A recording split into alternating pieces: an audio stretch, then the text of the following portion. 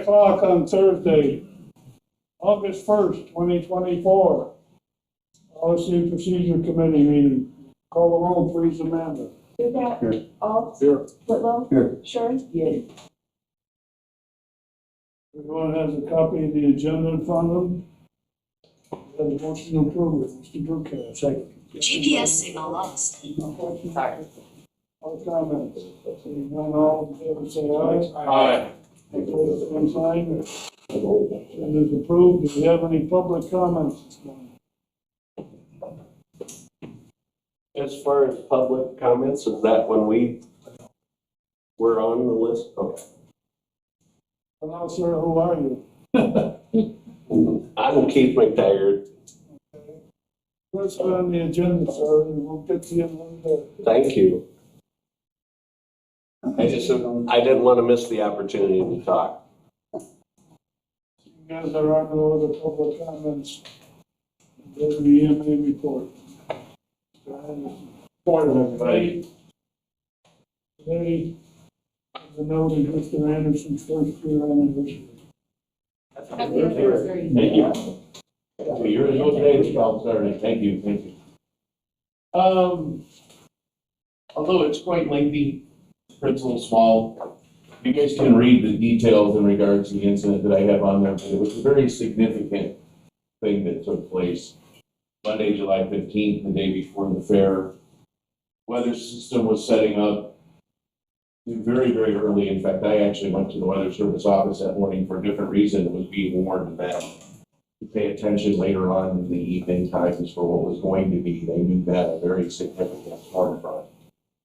And we were setting up at the fairgrounds and realized that there were already a number of people camping, from the horse people all the way to the regular campers. Somebody estimated that we may have had even 300 people that were already on property. And we realized with this significant storm front that was coming through that we needed to make plans well in advance, because they were telling us how severe, at a minimum, the winds were going to be. We were getting reports of a possible derecho that was going to set up and rake through. They could have had anywhere from 70 to 100 mile an hour winds.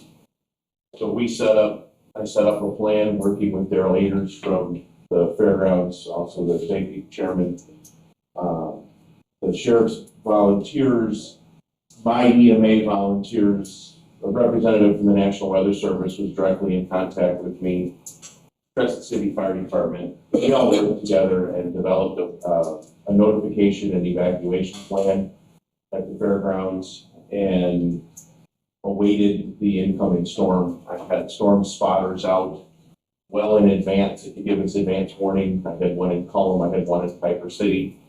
I had our EMA volunteers that were out as well. I had radio communications. I had my assistant coordinator on site at the fairgrounds awaiting, and constant communications with both Chief Dirks and Daryl Aders as the storm approached. Thankfully, it decided to split a little bit, and the brunt of the heavier portion both went north and south. As the front actually crossed past the fairgrounds, we did have very high winds recorded in excess of 50 miles an hour, but not what it was everywhere else. At the same time, we also ended up with a tornado warning north of the fairgrounds in the Chavance area that continued on to the east, but we made the decision based on the radar signature and how things were. It was safer to keep the people in their campers instead of trying to evacuate them into the 4-H building, which was the plan. But if we had needed to, we would have done that. Prior to all of this, Daryl Aders drove around in his golf cart, went to the campers and notified everybody of the incoming wind potential, and people were putting away their tents, putting away their easy-ups, bringing in their furniture that they had out, and that saved what would have been a lot of significant damage. Anybody who's got a camper knows that if you've got your running down in a 50 mile an hour wind, you're probably going to lose it. So there was a lot of people that were thanking everybody for what was the advance warning. Everybody maybe rocked a little bit in their campers, but everybody was safe. And I had a lot of people that approached me during the fair that was thanking us just for what took place. So again, you can read the whole synopsis that's in there, but that's kind of it in a nutshell. So everything went well, and thankfully he did get hit hard there. So moving on, the natural hazard mitigation plan, well underway. It looks like we may have added actually Buckley and Loda to the plan. We'll find out and see if they come on the 15th and get their paperwork done. But the planning meeting, of course, is August 15th. Still a long way out. We're looking about a year, probably about this time next year, we should have it completely finalized and approved by FEMA. Still working on the emergency operations plans, but this month is taking a lot of my time with other things. But again, we're under no time frame from the state yet. I'm hoping to have it done. When they announce it, I'm hoping that we have it complete.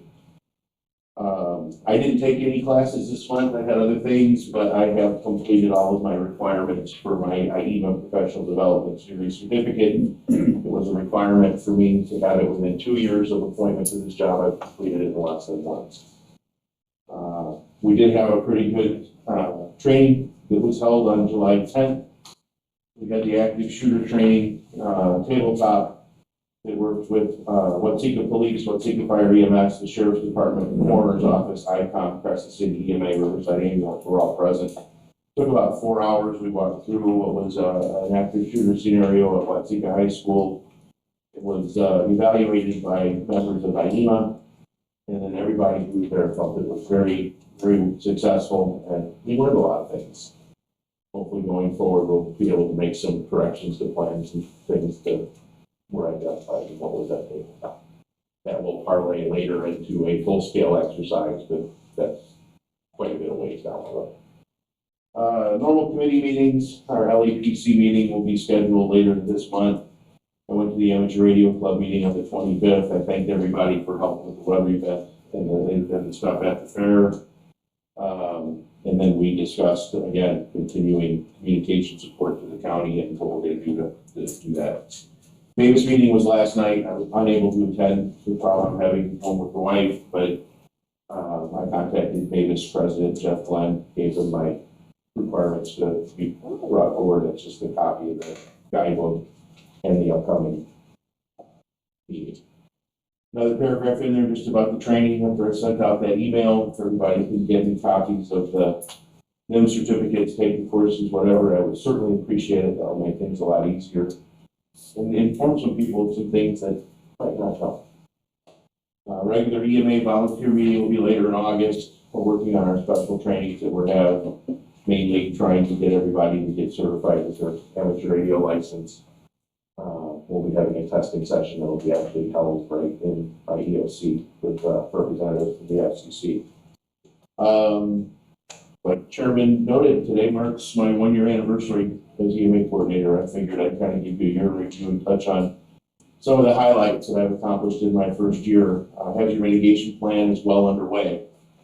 I've reestablished a strong working relationship with the fire and police departments within the county, and I look forward to holding training within the various communities throughout the county. I've reestablished a strong volunteer base. I've established a great working relationship with the National Weather Service and achieved the Storm Ready County designation. As I mentioned before, I finished the training needed to obtain my PDS certificate for my IEMA. Again, it was supposed to be within 2 years. I did it within 1. It will be presented to me at my summit in September. Last month I mentioned that during the meeting, for some reason, my social media, my Facebook page access as an administrator somehow disappeared. Unknown. Nobody was able to tell me why that happened, but within 3 hours after the finish of this meeting, all of a sudden my admin privileges were restored. So I'm fine, and I'm glad, because it was, without that, it would have made it very difficult to get notifications of that stuff. So last thing I have on there is I have a lot of time on my hands today when I moved to the fair. The EMA logo that we've been utilizing is very much out of date. It represents the old days of what was civil defense more than anything. We've moved from civil defense to EMA through ESDA. So I have taken the time to create and redesign a new modern looking logo for what is the EMA department, and I would just kind of like the permission to go ahead and start using it. So easier to read. That's all I have. Any objection to It's nice. I love graphic design when I'm bored. So At least you got permission. appreciate that. Thank you much. That's all I have. Thank you, appreciate your Okay, time. we'll move on to the committee chair reports and again, as much as you can with the health committee. Health should be normal reports. What about tax and zoning? Zoning of going over the ordinances and see where we go with those. And then other than that, it should be normal reports. We have a few things that came in through zoning that we'll be looking at also. Okay. Mr. Whitlow, what's your district? It's got the normal reports on that, and I think we need to kudos to our sheriff's department, working with the U.S. Marshal, solving a lot of thefts in the western part of the county. They did a good job, all of them did. I saw that. Mr. Alt, highway? Next Thursday will be our first report with the new highway engineer in charge of a retiring engineer from Ford County will be with us as well to back up his first meeting. So far, I'm very pleased with their performance. I don't have anything new to report other than all the claims. Okay, I can add that at the county board meeting, we're intending to introduce a resolution to thank the Parkinson's. So I can hear. At the county board meeting, we're planning to present a resolution to thank Greg Perkinson for his service. I'd be fine, I appreciate that. There isn't any word yet that I know of about the memorial thing we're planning to set up. That's been promoted for us by the Township Road Commissioners. They worked hard on it, but it should be a nice. Okay, very good. Before I go to the chairman comments this morning, and we'll move on to the show bus intergovernmental agreement. As I'm sure you recall last month, we were made aware of the fact that Plain County is no longer going to be providing that service over here, so we have to develop a new relationship. We have with us this morning the fine ladies. Laura Dick was Watsika Show Bus, and Melissa Walters was with the show bus in Vermillion County. And Vermillion County has indicated that they may be interested in aligning with us, but will continue that service. So I think what we would like to do is have Ms. Walters talk to us first, if you would, please. So I was contacted by the Department of Transportation, and they wanted me to reach out to Iroquois County to see what their needs were. And that the meeting was coming up August 1st for the policy procedures. We currently we're Chris Rural Mass Transit District. I'm the organization. I started in November of 2023. I'm retired from the University of Illinois after 30 years and decided that I didn't want to quit working. So I work in the Department of Physics as their Director of Budget Resource Planning.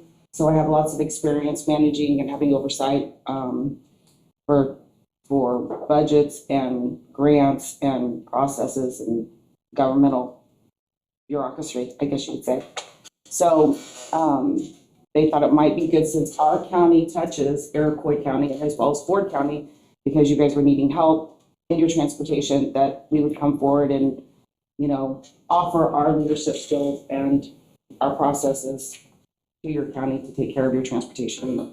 I had very little information before coming into the meeting, so I'm not sure how many, I went on the websites and did my homework. It appears that, your county's kind of like Vermillion County, where it has great needs for their paratransit and, the elderly and senior citizens and the different groups like what we do. We have all our processes in place. I have a staff that does dispatch, that answers the phone. We're open, right now from 5:30 in the morning to 7:30 at night. We're open Monday through Saturday, off on Sundays. And we do the same exact thing that you're needing done in your county. And we do it quite well. We've been through many audits. We have oversight for an external auditor that, looks at our books and makes sure that we're doing everything correctly. I'm the PCOM for Vermillion County. and do all the reporting to Illinois Department of Transportation and the money that we receive from them, and have a great working relationship with them ongoing at this point. I'm not sure what your questions would be. I need some more information about exactly what you're looking to do, where your buses are located, how many buses you have, and the types of things you would need to do. I shared with you a job description of what a PCOM person does for a county that was given to me by the Illinois Department of Transportation. I don't know if you've received that. And then the questions that I had based on, I indicated what information I knew, and then I need some kind of a fill in the blank type of information. I assume you keep your buses, the buses are kept here from Show Bus, and that you dispatch from, and I spoke to Laura. She was very kind to help give me information of the kind of the landscape. She was very helpful. And so I do have just a tidbit of what you're needing done. It's very, very like what we do. The only difference is I'm located in Danville, and I'm not located right here in Iroquois County. Doesn't mean that I'm looking, we rent our building, so doesn't mean that we can't look to rent something somewhere else and have a satellite location like they do now. I have a mechanic on site, and he's wonderful. He comes in, he works on our buses at my barn, and then orders all our parts, and we have a really good standing relationship with him that continues to make sure that our buses are running down the road. So that person I've already spoke to, make sure he could also come here, if he had a location here, to work on the buses here, and he said that would not be a problem. So I think that I've got all your guys' bases covered for the most part. It's knowing integral parts of what you guys need done and your landscape and who you serve. I'm assuming you have contracts with nursing homes, and just like we do, that would need to be reviewed at that time, whenever it's time for the handover, or whatever your board determines they want to do. It's really up to your county to decide what it is and how you want it handled. But we already have all the process and procedures in place and staff to do the work. Okay, I guess we probably do have a number of questions. Right now, your organization only serves for Marion County. That's correct. Okay, That is correct. I think that's important to know, because the prior the relationship we had was in some ways maybe many counties. Mhm. But Kind of stretch them. I guess there's a lot of things that we're not familiar with, because the county board has really never found it necessary to be actively involved in the service. And so some of this is new to us as well. But we do have a copy of the intergovernmental agreement that has been in place with Ford, Iroquois, Livingston, and McLean counties. So I guess one of the questions I would have is, I don't know, maybe you might want to look at this agreement, but see if it's, is along the lines of what we're looking to get in place. Right, and I reviewed the agreement. I think it states, the way I interpret it, it states the work that you're needing done is just like what we do for Vermillion County. It is no different. It's just at a different location, right? So it's very parallel. The only difference that I see between the two is I have mid-sized cutaways and they have the larger vehicles. It shouldn't be an issue. You just have to have someone that has CDL, which you already have people in place that are driving those buses now, correct? So the only difference that I have between what my experience is and moving forward is we don't require CDL in Vermillion County because we don't have that size of vehicles. I owned a garbage business, so I had all CDL drivers, and I'm used to dealing with, you know, the background checks, which we do now, the drug testing, which we do now, all the training that's required to the state of Illinois, which we do now. And so it's just making sure that the individuals that you guys have that have CDLs, that they renew, they have their medical cards, and it's a little bit different, but not much, just an extra step.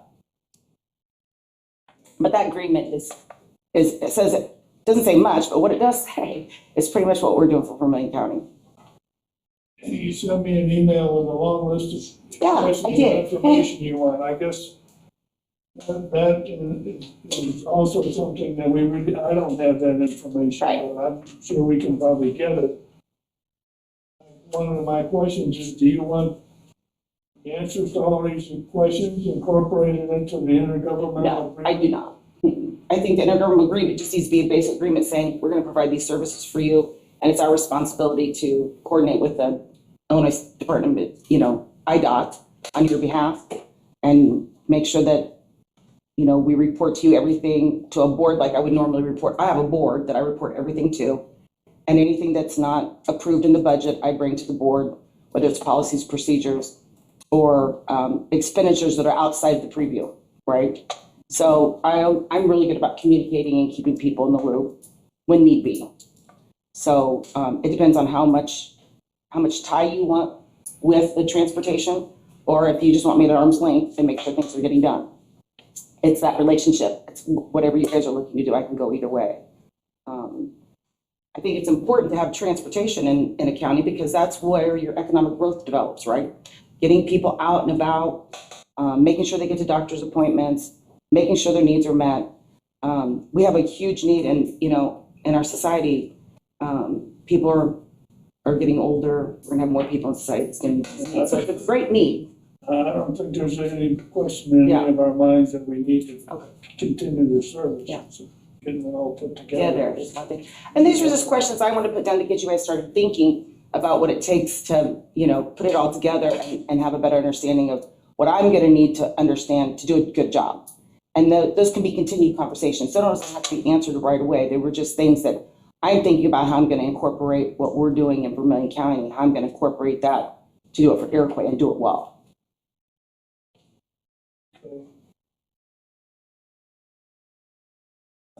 I guess work on getting the answers to these questions, but if we don't need to incorporate them into the governmental agreement, I guess we can move along in that direction. Yeah, really just one quick, the board that you go to, that you have to get approved on everything. Mhm. So if we did do the agreement, there would probably be to where maybe there would be someone from here that would be on that board. That would be wonderful. Also. Yeah, I have 2 slots open and anybody who suggested you'd want to be on that board would be wonderful. And we communicate in different ways. We call each other. We have set meetings, obviously.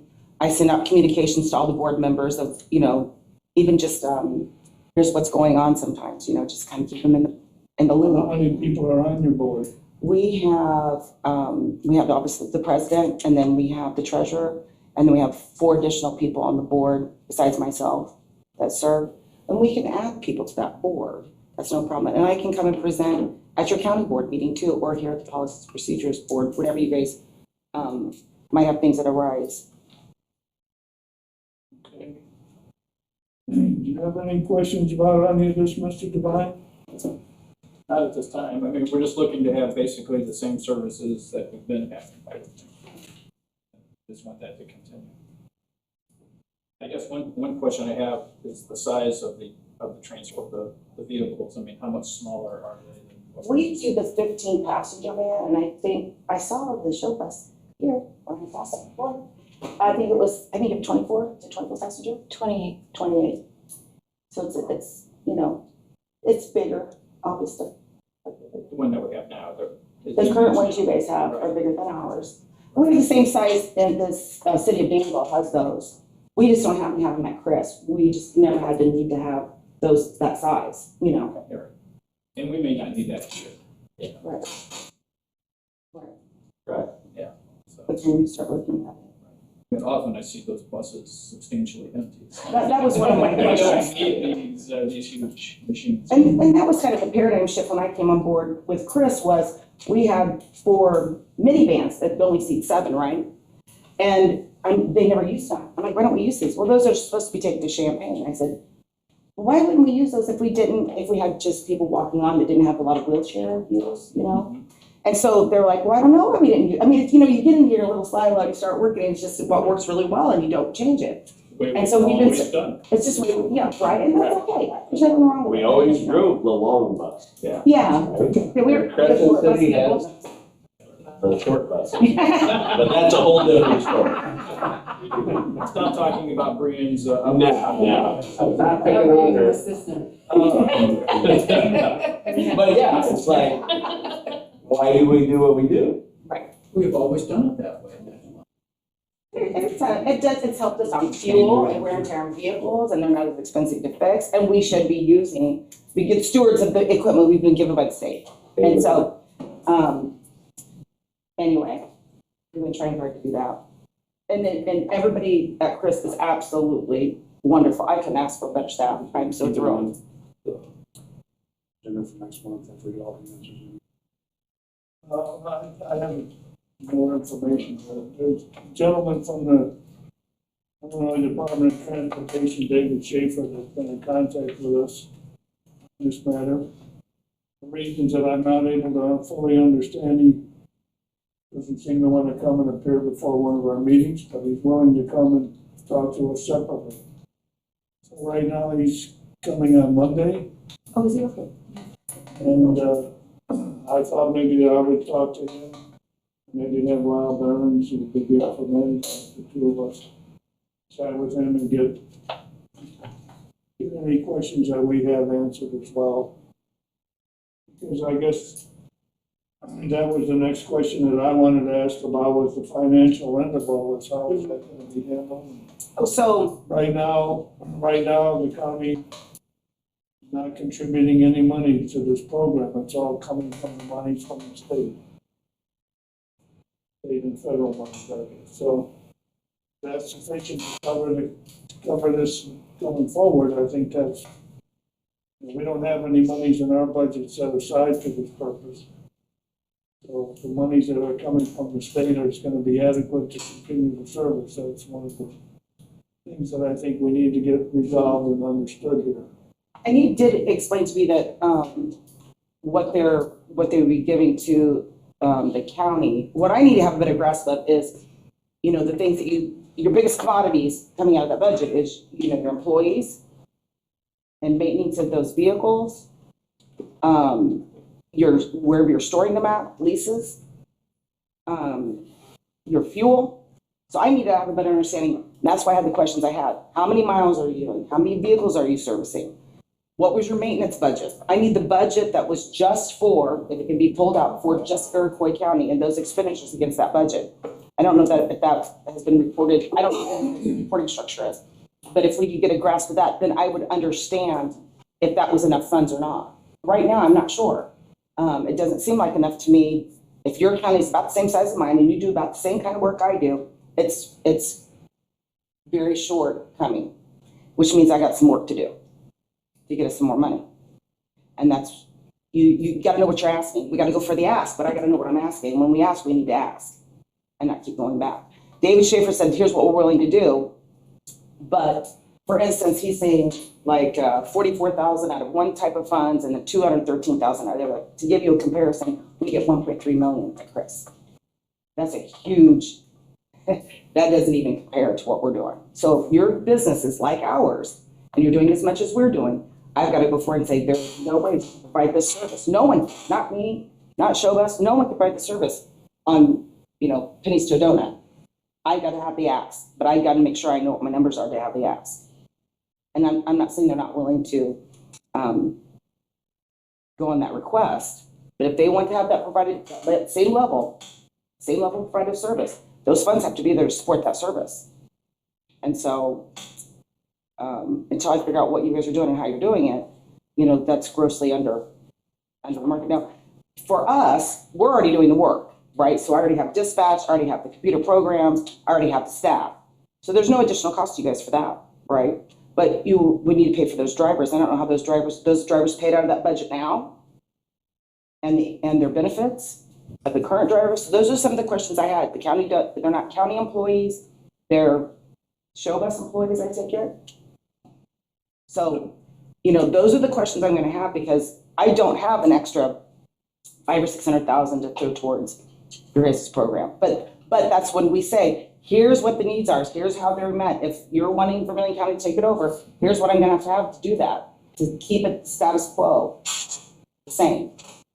I think what we'll probably need to do is to have some sort of a meeting then to go over some of this because right now this board has no oversight or we don't do anything with the budget here. Okay. And I suppose you can criticize that if you like, but that's just the way it's going. And and I understand the financial end of it. We need to get that makes the most turn, so.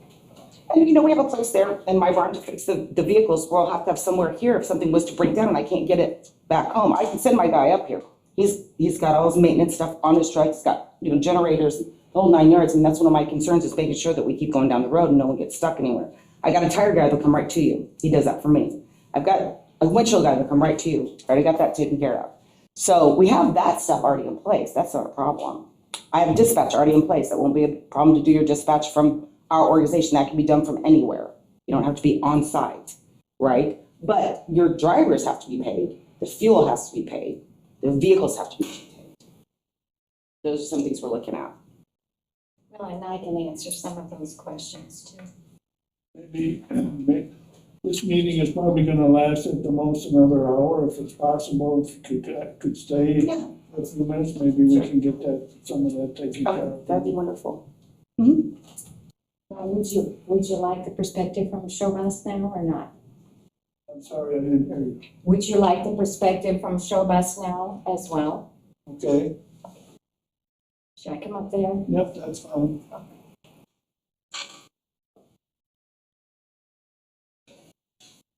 First of all, I want to profoundly apologize. No one had even noticed that McLean County was going to withdraw as primary participant.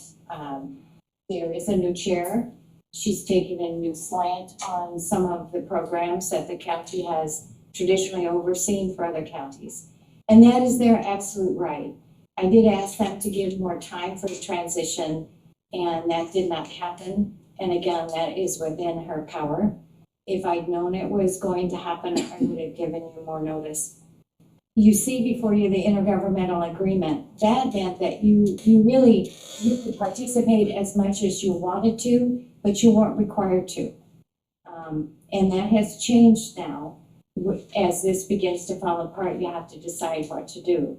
And with very little time. So it looks to me like there are options, and there always have been options. The first option is to form a rural mass transit district. There was a study done about 7 years ago looking at the entire region. Showbus now has 9 counties, and they're under 3 grantees. There's a Logan County, there's a Kankakee County, and there was a McLean County made up of 6 counties, just like the intergovernmental agreement shows. The reason we did not go down a rural mass transit district is that there's a lot of resistance for another governmental unit, and rightfully so. And we had a strong sense that the county base was the most responsive. You're the one people go to for complaints. So as long as McLean County was solid, we didn't see any reason to look for that. Currently, just so you know, as a beginning point, and what we're trying to do is make the transition as painless as possible. Right now, we have 8 going on 9 drivers who report to Watseka. There is a shed in Watseka. The reason we have the larger buses is that we need them for some of the service contracts we do. Right now, just to give you an idea, Showbus provides almost 34,600 rides a year. So, and we go almost 689,500 miles a year. Theoretically, that's over $1 million worth of service. The reason that I would argue it's not $1 million worth of service is that each county is different. In your particular county, we have a lot of routes with a lot of people on them. Because we have the larger buses, we can do that quite efficiently. Whereas if we had smaller buses, we would not be able to do so. However, we do have access to smaller buses and we do use them every so often. Are we prepared to maintain that standard of service? The answer is yes, by hook or crook. The second answer is we had a lot of changes in IDOT during COVID. David Schaefer is a really new employee. He does not like pass-through operations, pass-through means that counties give a grant to a not-for-profit, and we work in the footsteps of the county. You may have other grants that work that way, or very often mental health grants are that way. I'm not certain, like IMH might have a relationship like that with you. However, we have continued to have the pass-through relationship in all of with our other two grantees. So that has been a barrier. So we finally, with at least Kankakee County, and I'd like to pass this on, we specifically asked, because we do all of the PCOM required duties. So I specifically, one of the things we went through was what specifically would a county have to do to be in compliance with proving that you have enough oversight, which would be an issue. If you individually as a county got the grant instead of McLean, and this is the standard, it would be a meeting, it could be either Zoom or in person, giving updates. And the only thing we fell short on, because everything else we had been doing, was the physical looking at the buses to make sure we hadn't stolen them. And that's on the next page. And it gives a little documentation. And we can even do that by video to keep down the cost. And this has been approved by IDOT for the Kankakee County PCOM. In addition, the county has to assign, if you wish to do this, continuing on with Show Bus, someone to oversee the reports that I submit every month to McLean County to agree or ask for any information. They're very detailed financial reports showing the breakdown. And then you have to look and review any reports I update to Black Cat, which is a interesting website that IDOT maintains. You have to review it again, but you've already seen the documentation, and then sign it. That is, and you can talk to Katie Newman, who is the PCOM in Logan County. She's administrator for the county, so she's a very busy lady. I try to, keep her burden as low as possible. And that she is the official PCOM for Logan and Mason County. I'd say she's the probably most similar in terms of, my other two PCOMs are, work for municipal planning organizations, so they get a little more involved with some of the planning. Katie does not. So that's the biggest change that's going on. I will be talking to Livingston and Ford County to see if they would like to take on, a primary participant role again. That is another option you have, is going together with a few other counties and one of you deciding to be the primary participant, which McLean County does not wish to do anymore. Personally, I'm inclined. Kankakee County is urban and rural mix. It works for us very well because they're rural areas, high need, high population, and it works well for our services. We emphasize service to seniors, those with disabilities, low income, and people who are underrepresented. And then everyone else, it's general public transportation. And it works very well for us in Kankakee. But they do have the option of putting the rural under urban. They tried it once, it did not go well. So it came back to us. But McLean County does have an urban transportation entity. I think probably they'll put the rural under the urban. And Macon County, which is another one of our counties, probably will do the same. They're looking at doing that and contracting out the rural. That is their choice, and I think that's fine. It does not work for rural. Rural is not urban. You don't need fixed routes, except we do have one in Waseca. Other than that, you need full coverage of the counties. And fixed route does not do that. It has to be basically demand response. So that's about it. I do have the documents. We have not requested money from Iroquois County. Gosh, I don't remember when. It was when you first joined, which I think was 2000, under McLean County. And then the reason you have an intergovernmental agreement signed in 2009 is we became too large for the nursing home under which we operated and had become a freestanding not-for-profit. And that happened in 2009. And I believe you also, you had to re-sign the intergovernmental agreement when DeWitt County and Macon County entered the 6-county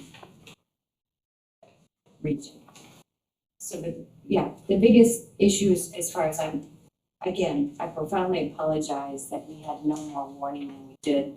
But I do think sometimes it's very problematic to work with a county that's both urban and rural, because unfortunately urban,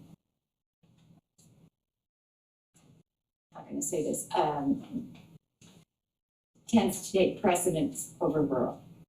It's just the way it is, so. But I do have, we certainly do want to continue. We've got incredible drivers here. They're, again, 8 going, we got a 9 being a trainee. They all do have CDLs. Number one, because we do use the larger buses because we pick up so many people at once when we serve like group homes and Arc of Iroquois County. And they're wonderful people. It isn't that they can't transfer over, but many of us, I have one who, I've been here 23 years. I've got a driver who's been here even longer. So she's my senior in the show bus. So anyway, I think it's great. I can certainly stay longer if you want more information. If you have any questions now, I'd be happy to answer them. I guess one of the questions that I have is my understanding that we have to make some decisions on this rather quickly. And again, I really apologize. Okay. 2025, I'm getting old. 2025 contracts should be in place, okay? They are not fully signed. My understanding is, and I'll fight to the bitter death to make sure that this is honored, 2025 should be covered with McLean County being the primary participant. I've told them that's my assumption, and that's true. It's blown apart, frankly, a lot of capital grants that were in place for all 6 counties. That was my next question to you for grants, because it's all coming down to money. When are the grants available? Well, the grant process of application, and this is another thing, the grant process applications starts in February. So in February, we're in place, we have 1 month to get the application process. That means I have to generate it, just so you know. I have to get it to the county for the committee to look at, and I have to get it to the PCOM so she can look at it. We have to public hearing, we have to get it to the committee, we have to get it to the board, and we have only 30 days to do that. So it's up. So the minute the grant is open, we have to have everything in place. We have to know exactly what we're applying for. That's why advance notice is so very, very important. When we added Macon County, back when, which was our last county, it actually, we were told everything was in place. At the last minute, it was not. And so we had to absorb the cost of maintaining service there with no grants, which was really not keen. So the timeline most definitely is a problem. In terms of your options, and again, I had been assured that even though everything was rushing, there would be an 18-month transition that I felt was the bare minimum. Number one, to look for who would like to be a primary participant of the other counties. If no one wanted to be a primary participant and everybody wanted their own grant, then it would be a matter of, well, who's going to accept my reports within the county? How can I make it easier for you? The only other major thing that comes up, and I can write them, this has been a bone to pick for many years. There is a Title VI grant, a Title VI obligation. It is a civil rights policy. We've always enforced it. We've been told now each county must have one as well. I can write one for the county, that's perfectly fine. The argument is all of the Title VI in the bus makes it very clear that we are the ones who are liable. This is important because we carry liability insurance if we ever had a claim, which we've never had, but we have to be prepared for it. And my argument is we don't really want to advertise that there's an even deeper pocket county because we as we run your bus and act as a pass-through, we absorb all insurance liability. So if grants were available back in February, we're now in July, going into August. Yes, Today's August. How are we going to fund the buses going forward from here? Because, and what you're just telling me, in McLean County jumping out all at once, do they still have our money? And so Yes. how do we get our money? Or do we gotta call the state and stop them and tell them that they're no longer doing service for us to give money in Iroquois County to provide for people of Iroquois County? This is my concern. I want to see those 2025 contracts signed. They aren't yet signed, right? Once they're signed, and we're already in 2025. I'm already operating without a contract. And frankly, most of the years I operate without a contract until November.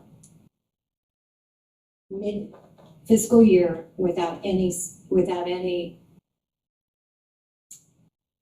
reassurance except honor, right?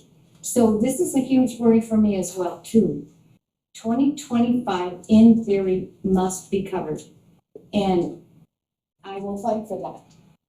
I've been assured verbally that that will be true.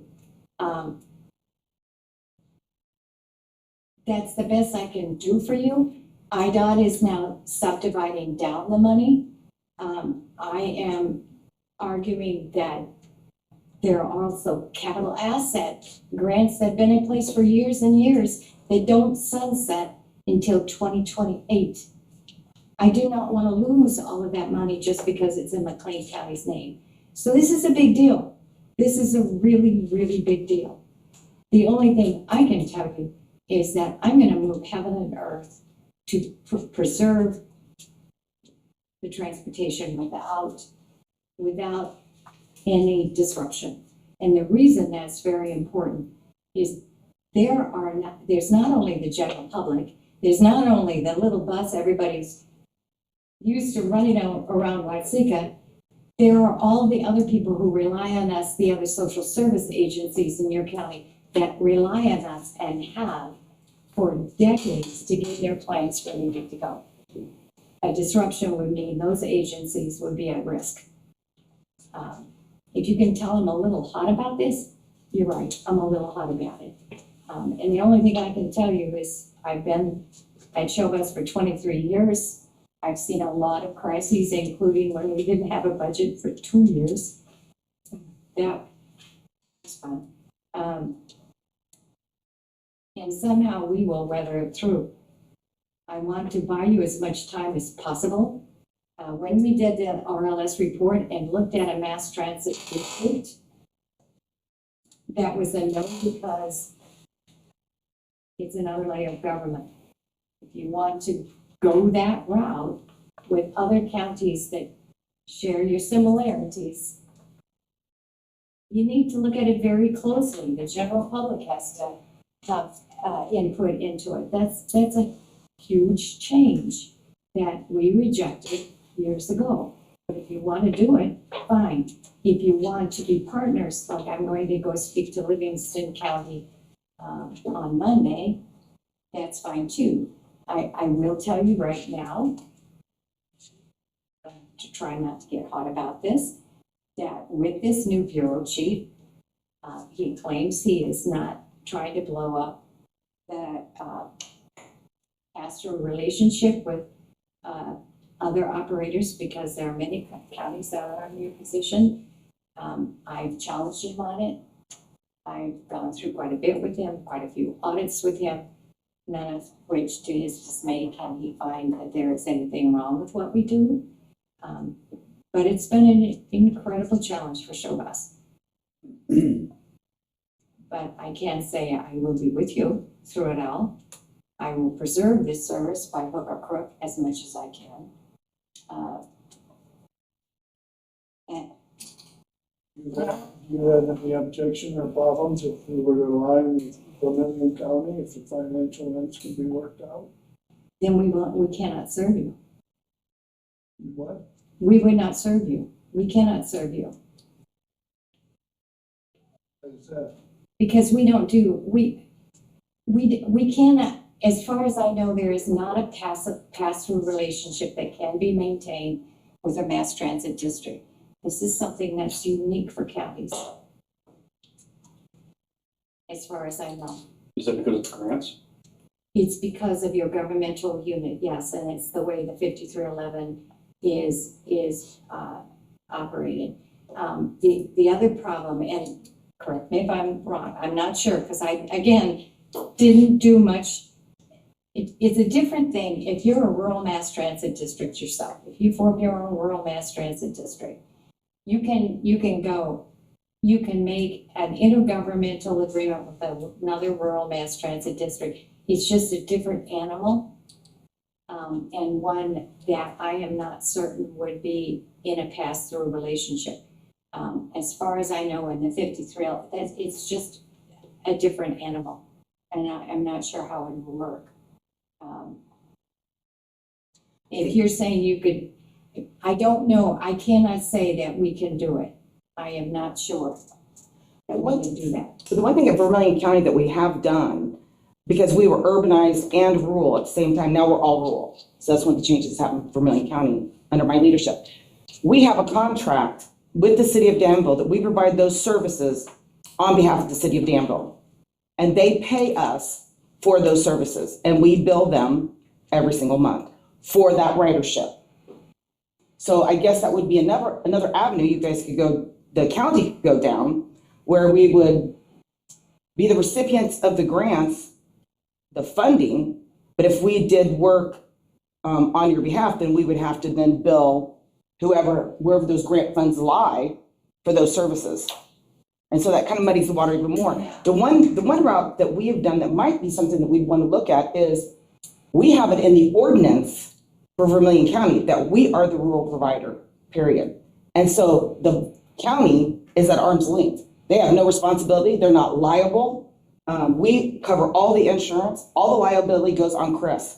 That's why we're non-for-profit. And I have $5 million policies to cover everything. It's the same way. So it may be in your best interest, if you don't want to be the PCOM and you don't want to hold the responsibility and the liability, is get a resolution in your ordinance to say whomever, whether it's Chris, mass transit or whatnot, that's going to be the provider for all rural transportation. And then you can be at arm's length and not be financially responsible. We still tell Vermillion County the things we're doing. We still go to the board meetings. We're still an integral part of that relationship. Okay, and that That's is an option. That's an option, It and is. it's an ongoing argument with this particular bureau chief. That is basically the pass-through relationship. We don't see it as a pass-through. We see that the county made a determination that they wanted Chris Rural Mass Transit District to do the rural transportation provider in the ordinance, and we run with it. Okay, so that's 3 layers. So it's only one layer. No. You have the county board who has no responsibility. Right. They're held harmless, and we run the business. And we do it on their behalf. And we make sure that you're happy with what we do. So all the responsibility lies on my shoulders. All the liability lies on my shoulders. I hire all the employees. I pay them directly. Both of you are non-for-profit, Yes. so why aren't you working together? Sarah, Well, would you because mind 9 us to counties keep was records? enough. It's a public meeting, right? That's right. And I'm in charge of the meeting, and I did not recognize you, and I would prefer that you not get involved in this discussion. The only comment I would make with that is Showbus public transportation, not-for-profit, has been a pass-through organization for 30-odd years, before even I was there. When it comes to a mass transit district, the rules change. And I can go back and look at that planning document, but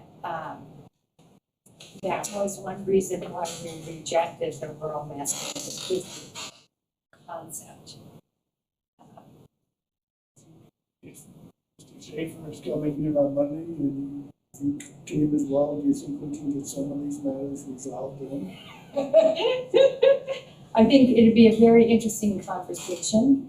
I could certainly come. There isn't anything that we're gonna do as a board until we get some of these questions answered and see a clear path going forward. What time is he coming? 10:30.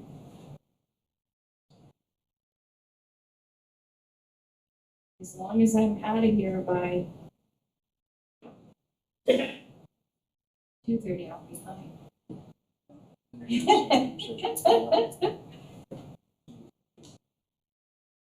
I think the only way is to get all the parties together. I think we're entering, what's happened in the past is fine. Yeah. Maybe if that can continue, that might be fine, but if we need to change things in order to continue to provide the service, we need to get everybody on board with that as well. Otherwise, it isn't gonna work.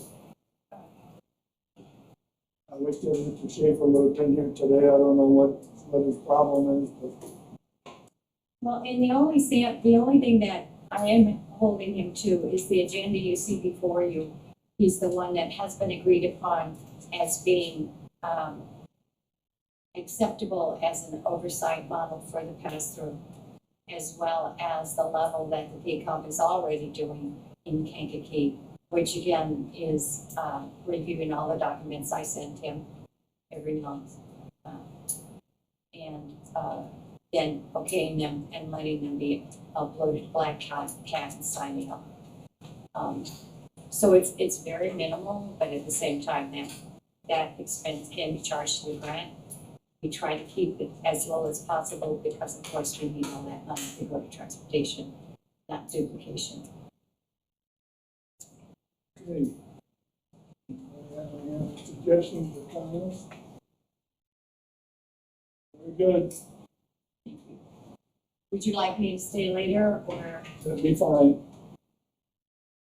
Good idea.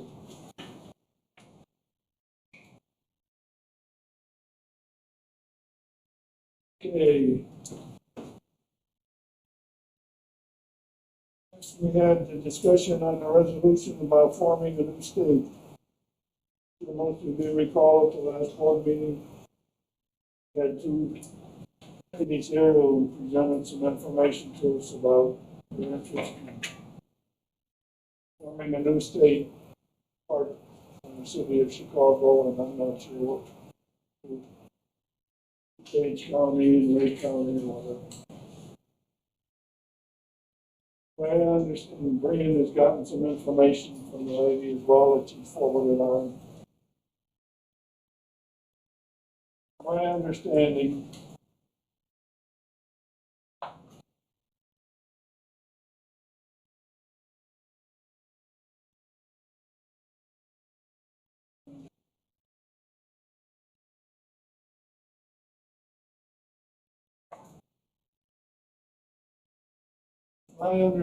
that there are several counties in the state that have already made a commitment in this regard to seek such an arrangement. I personally don't think it's something that would ever succeed. On the other hand, something that may send some messages to the hierarchy in Springfield that we don't feel that we're getting a fair treatment out of this arrangement that we have in the state right now. What I think they're asking us to do is to look at the options. One option is to have a petition circulated throughout the county doing 8% of the most recent governor's race vote in order to get something on the ballot in November. Second method by which we could get this accomplished, which I believe is the same or very similar to the process that we used back in 2016, I believe it was, when the safety tax was passed. That was at the county board. Approved having a referendum and having it to be on the ballot in November. Either way, this is something that if Iroquois County is going to do this, it has to be done. The referendum on the ballot. It doesn't have to be this November, but that's the first opportunity that I can see on the schedule here. So I guess if there's anybody here that wishes to discuss this matter, that's fine. Please do so. Other than that, we can decide if we want to have a motion to have county board. Jim, any problems with us doing any of this? No, I think it's a beautiful exercise of futility. So if you expect no results as a result of your actions, you'll get no results. And then your expectations will be fulfilled. Wait. But. Look at you. All right, so I'll go ahead and make the motion on the push. Here's a resolution, form of the state. Second that. We're gonna have a county board establish the referendum that will be approved at the county board meeting. Would you call the roll, please? Yes. Alt, Yes. Whitlow. Yes. Sure. Yes. So we're gonna be few, That's fine. You're the board, you get to make those decisions. whatever.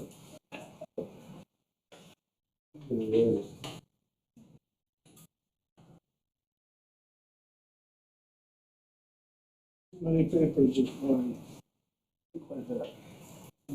This is my The first. next item on the agenda had to do with the city of Watseka drilling their test well.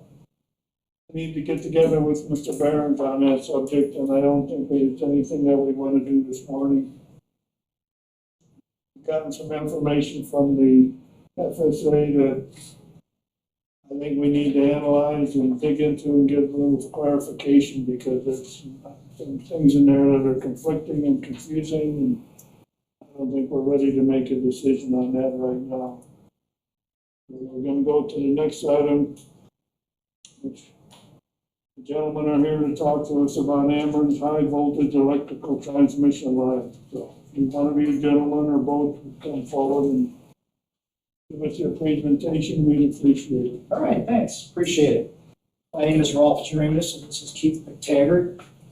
And we're landowners and property owners in Iroquois County. I also own a business here in Watseka. And we've been notified about this Central Illinois grid expansion. I don't know how many of you are aware of it. Let me just pass this out. This is a document that they, We're very aware of it. yeah. Okay. Well, Keith and myself have property that is on this grid expansion line, which runs through Iroquois County. And in the central part of It also the, goes south of Gilman. yeah, it does. If you look at this, There are landowners along that line that probably have concerns similar to right. Amen. Yes, Yeah. right. Blindsided. So what we have been doing is, well, first of all, we become interveners, which means we're parties to the legal proceedings that Ameren and the Ameren Transmission Company of Illinois have been conducting. And there's a hearing, I should say hearings, that the Illinois Commerce Commission is conducting to determine the feasibility and the route and whatnot.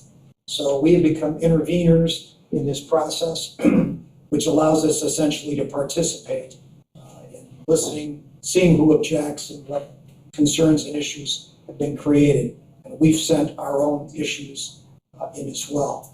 One of the things that we did was we They put together a petition, and 45 people along the 1700 route between Gilman and Watseka have signed that, including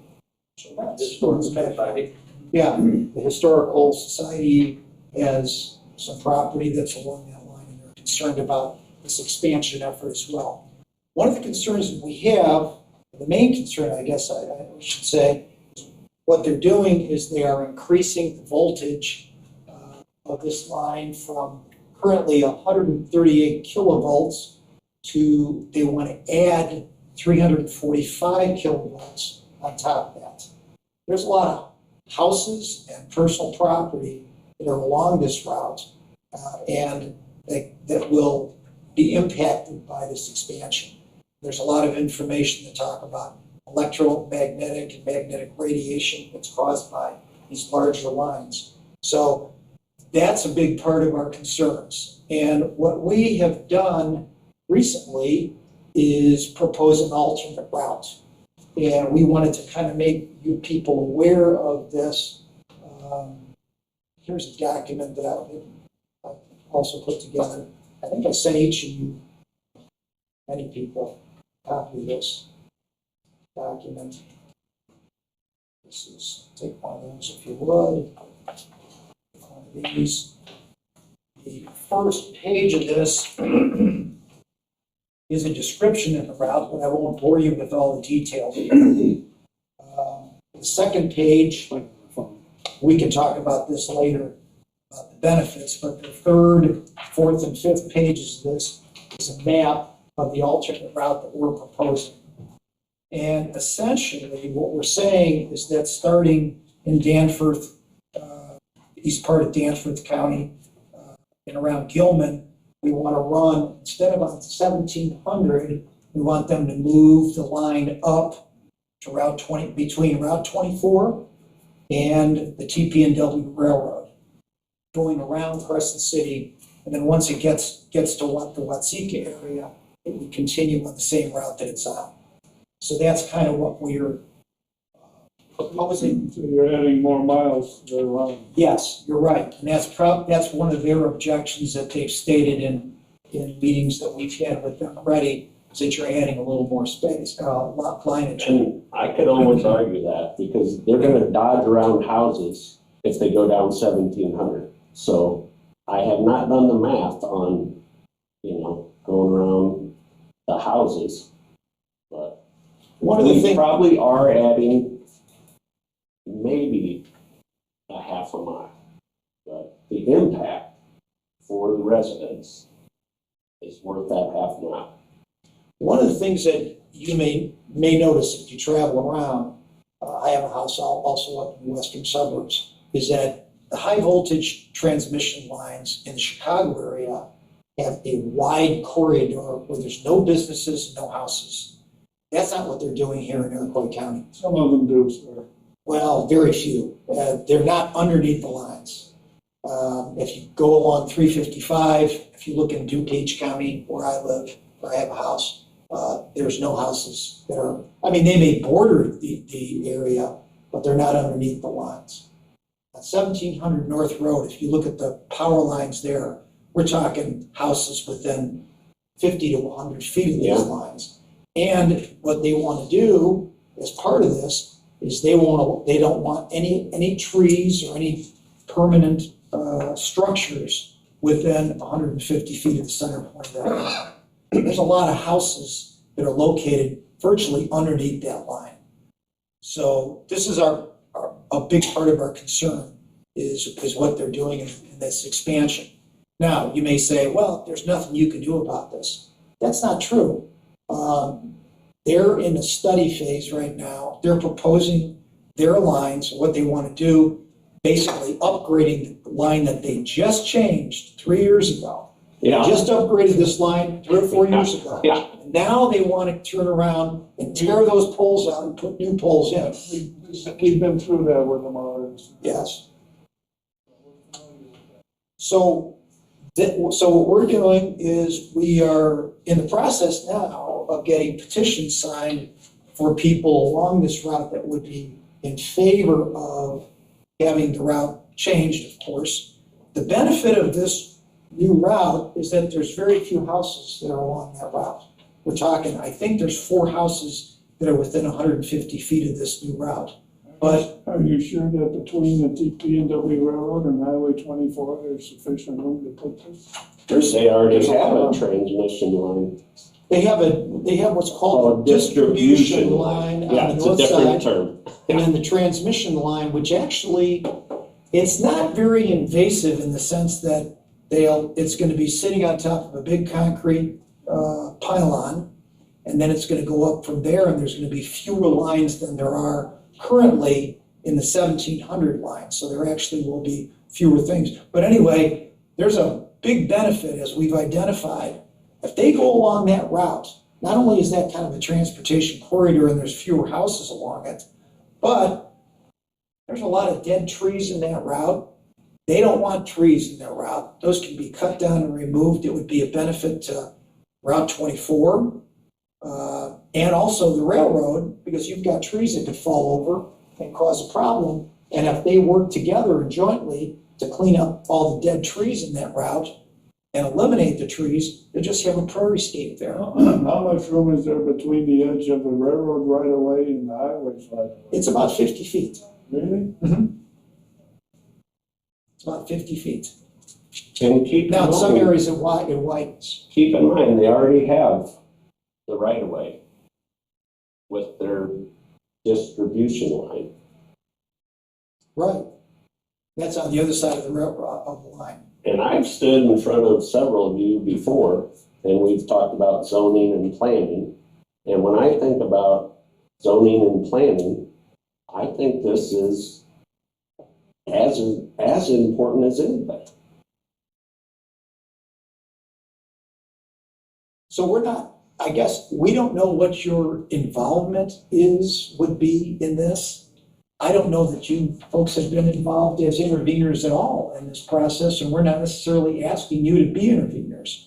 Maybe there's something you can do, but right now, we're kind of leading the charge, so to speak, to try to oppose having the line put on 1700 North Road. Some of us would like you to oppose them putting the line in at all. Well, yes. And see, here's the thing, I would be completely opposed to it myself, but at the same time, I'm not a hater. I'm just like, okay, run this somewhere else, you know? But I could go right along with what you just said. This isn't a question of hate, this is a question of reality. And, you know, you brought up about electromagnetic interference and so forth. I guess I would even have questions if you don't run this thing along Highway 24. Is that gonna interfere with some of the radio communications for emergency vehicles and so forth? Well, the thing of it is they're not living there. I mean, they're driving down the road, right? So it's a moment of interference. We're talking about a lifetime of interference where we live. I can tell you this, I understand what you're saying, but I think the importance of having emergency radio communications along Highway 24 is a lot greater than it is on some of the rural roads. well, I can tell you this, there are much larger lines along 355, running parallel with 355 within a couple hundred feet of there. They don't interfere with radio communication or anything like that when I'm driving. So, And I'm just asking the question. yeah, from what I can tell, it doesn't seem to interfere with it. I-39, Probably. a bunch of them. Now, the other thing that I would bring up The is reason I say that is because I'm sure you know, ambulances, fire, and police all use Highway 24. That's one of their main routes to get across the county going. Sure, yeah. We Any would interference with their radio communications with ICOM and so forth, that's gonna be a problem. Mhm. And I think regardless of what the ICC would say, I think that's something we would oppose from that standpoint alone, because it impacts the safety of our residents in the county. Well, if it does, you're making a conjecture that doesn't have any basis. Yeah, you're in fact. assuming. I said if. If, There you well, go. there's a lot of big ifs. But what we're saying is this information in terms of electromagnetic radiation that that we are aware of is something that Ameren has already told us. They've already, yeah, They admitted have to that it. in the documents, and they tell us how much radiation occurs in the lines and what the distances are and how many micrograms or whatever of radiation you have. When you have a house that's located within 50 feet of a line like this, or 100 feet, it makes a big difference in people's health. You're talking in here about the number of homes along 1700 North Road that are impacted. And you're saying that there are fewer homes along Route 24. Amen. Significantly fewer. Significant. Aren't the people along 24 just as important as the ones along They are. 1700? They are. Why can't Ameren find a way to get this line put in without impact? And that's why we're asking for your help. Well, you just said you don't know what we can do. Now you're saying you want us to help. What do you want us to do? Well, I guess if you have a different route, for example, that you might come up with, you certainly can. You can become interveners in this as well. And you can come up, I mean, this is a lot of work for us to do. As a matter of fact, as soon as I'm done here, I have to identify all the property owners along our route as part of our alternate route suggestion, proposal. We have to identify everybody that's impacted. Fortunately, it's not going to be that large because between the TP&W line and Route 24, there's nobody that lives there. And we're nobody's going gonna around wanna Crescent build it. City. Yeah.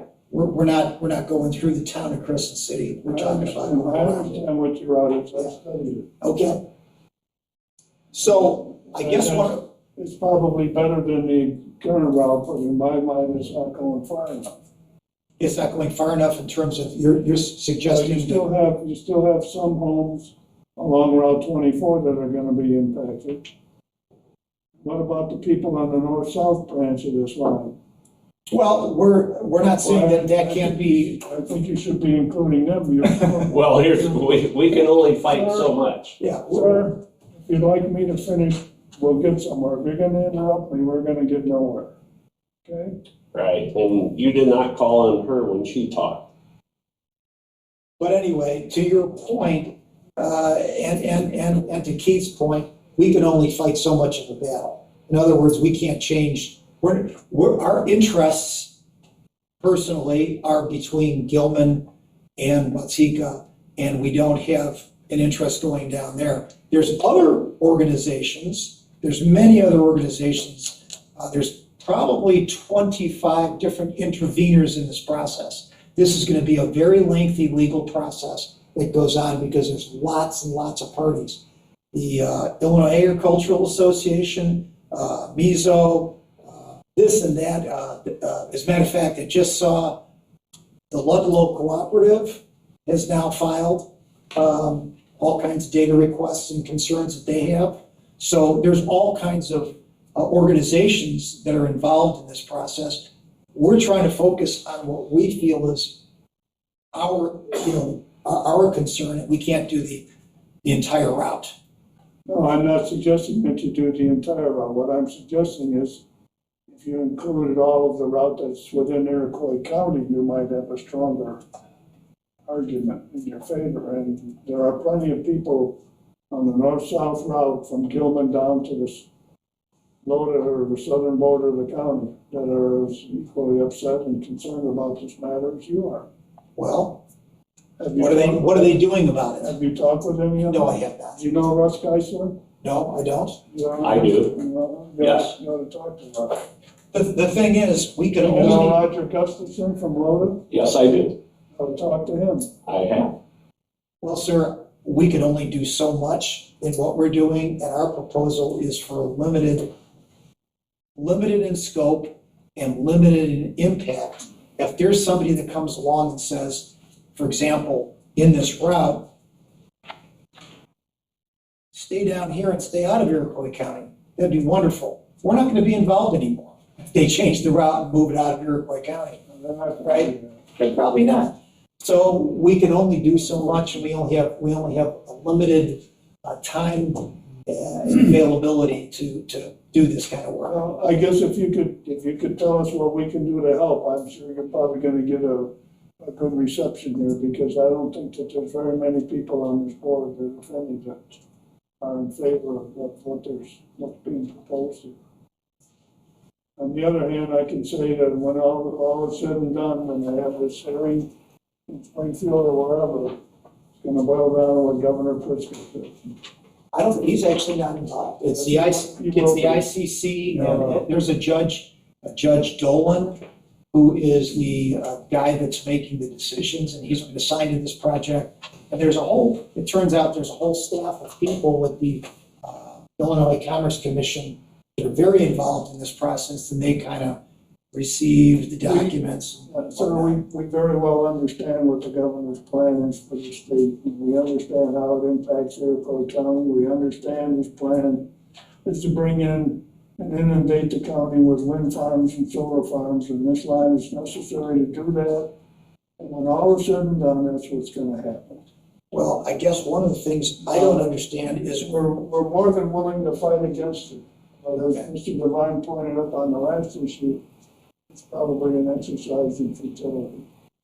well, we're doing what we can. I understand that, and I'd like to help you, and I think all of us will. I guess we need to know how we can do that. I'm not sure. I'm not sure how you can help us.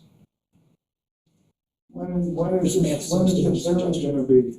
Well, there is an online, most of the meetings they have are online, and the next meeting is on August 20th, and that will be, I don't know that it's open to the public. I think you have to be an intervener. You have to be a party to this. And to be a party of it, it requires that you file like a legal document that says you want to be party to this. So if somebody on the county wants to do that, the only thing that I would caution you about is there are thousands of pages of documents. There are probably a couple, like 50 pages of documents that are filed every week. And if you have, no offense, but a lawyer involved in interpreting and reading every document, it's gonna cost you a lot of money. So the benefit to us is that we are not lawyers. We can look at this stuff and do what we want to do, but it doesn't cost us any money except time. So. Kind of followed this pretty closely. Talked to a few people. I know one family actually talking about moving because of anticipation of what's going to happen. Just contributing to partly why they're going to move. Mm-hmm. And I wouldn't want to build a house or live around something like that. Well, there's several new houses that have been built along 1700 North, and and I can imagine, and Keith's father has some property that's located right under the line, open lots near, Han Park, and property values are gonna go down for any houses in particular that are located along that property. So, that certainly is a negative. Maybe they'll put a solar farm on those properties. I don't know that these Ameren lines serve anything in Iroquois County. These are pass-through lines. It's not EIEC. So we've already indications from some of the people wanting to put solar farms in the county that they're intending to hook into these lines, so. okay, It's kind of a nightmare, because we can't say no.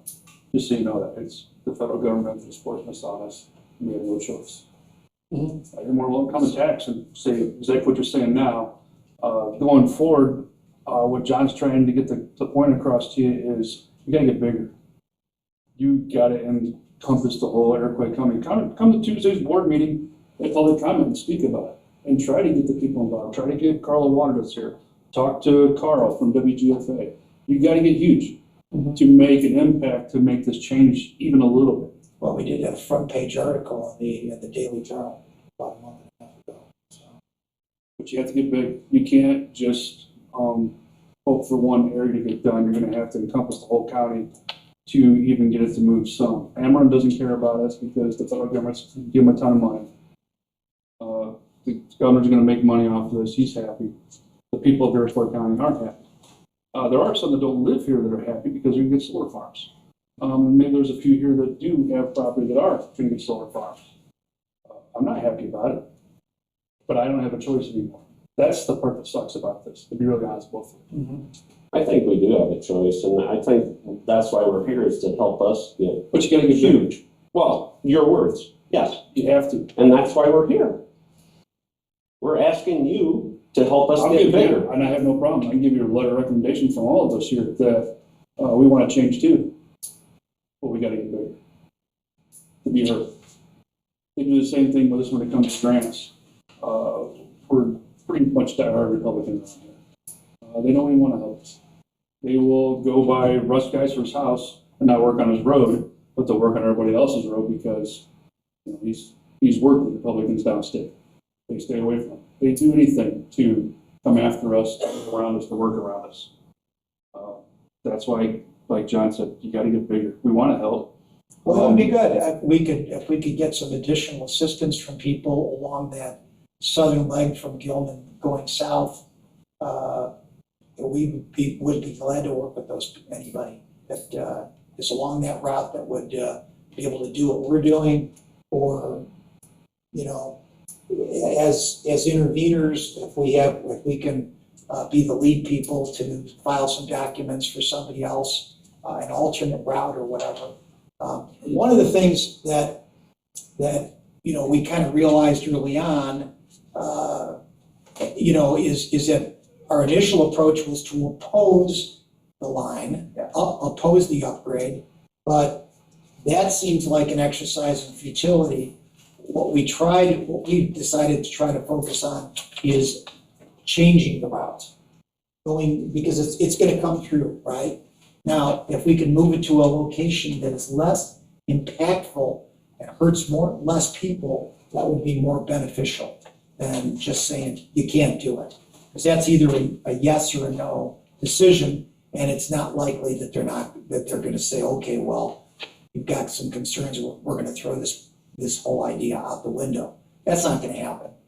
So what we're trying to say is, where can we go in a different location that would be less hurtful to the people, particularly in our area? Yeah, I guess the problem I have with it is I don't think there should be even one person hurt by it. Well, That person's life is every bit as important as anyone else's life. right. We're just trying to minimize the people that are I affected. understand what you're saying, and I'm just saying it should be zero, not. I would agree. At the same time, I believe in progress. we've also, There ought to be a way by which Cameron can do this, where there would be zero impact. one of the There would be zero difficulties is, people affected. This county is not that heavily populated.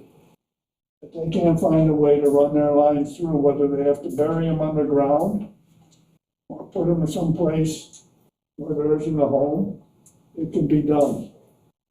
But I would be opposed to the idea that there'll be just two houses or two families impacted. To me, those families are every bit as important as there was 17 of them now. well, keep in mind, the route that we're I'm proposing, just giving you that's my take on it. the route that we're proposing along 2400 and the TPNW does not come, there are no houses underneath there. When we're talking about, for example, There's houses on the south side of the road of 24, right on the highway. right, there's houses on the south side, there's a couple houses on the That's north. gonna be- that's But gonna those be- houses are a good 150 feet away from where the line would be. I don't think they're that far. Which house are you talking about?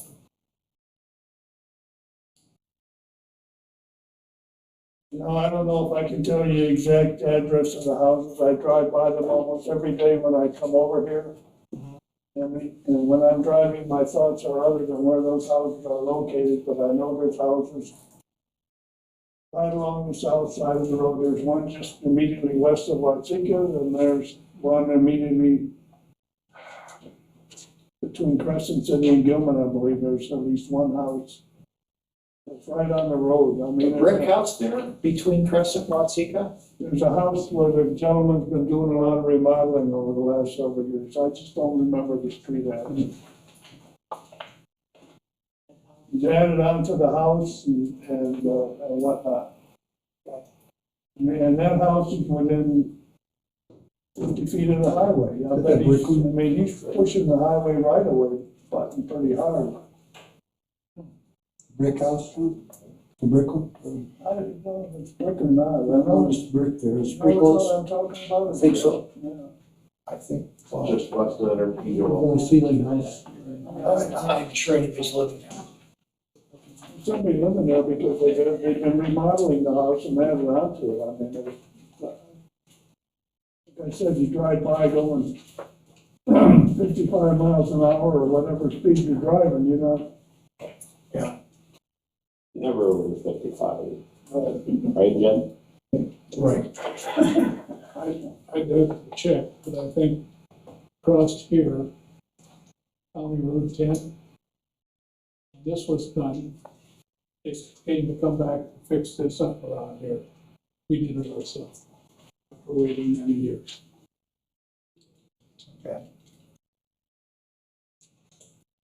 That road's hard to maintain anyway, you know what it is. Runs from Logan to Route 49 south of Silver Park. Right across here, Mhm. right across here, I mean. They never come back to fix it, we had to do it ourselves. Promised to. They never made several promises, come forward, but they never did. Our engineer is not there on that, but I think the Ford County engineer knows all about it, because we discussed it once. He's now our interim Mhm. engineer. I'm pretty sure. Took over for Joel. Yep. So would you like us to attend the Tuesday meeting I think you should. to discuss this? Well, I think you should definitely come out in public comment and speak about it. Okay. You need to get as much. normally we allow 5 minutes for public comment. We can make an exception in your case if you'd like. Well, but at the Is he same a slow time, talker? at the same time, don't abuse the privilege, okay? What, you said Tuesday at when? Tuesday, August 13th, Macco. 9 o'clock. 9 o'clock, You yeah. know what time the meeting's at. Same room. Okay. I'm trying to forget. Very good. All right, thanks, John. Very good, thank you. Thank you. Thank you. Sorry I interrupted a couple of times, but it's just my nature. We didn't have one. Okay, I guess because of the length that we've done here, we'll go to discussion on the Anti-Code Manual. Apologize to the state's attorney. We don't have executive session today. We have appointments that are gonna be appointed to people to the merit, sheriff's merit board. King already has the paperwork on that. Don't know of any others at the moment. Don't have any correspondence for you today. We do have some claims. You've all had a chance to look at the claims. Do you have any questions on the claims? I'll make a motion. Okay, so a second. Second. Second by Jeff. Okay, and roll please. Ducat, Yes. Alt, Yes. Whitlow. Yes. Stern. Is there any old business to come before the committee this morning? Is there any new business? Motion to I move adjourn. we adjourn. All right, let's go on. I'll take the next one. I said something. Hey, Charlie, me, that's that. Charlie's gonna draw now.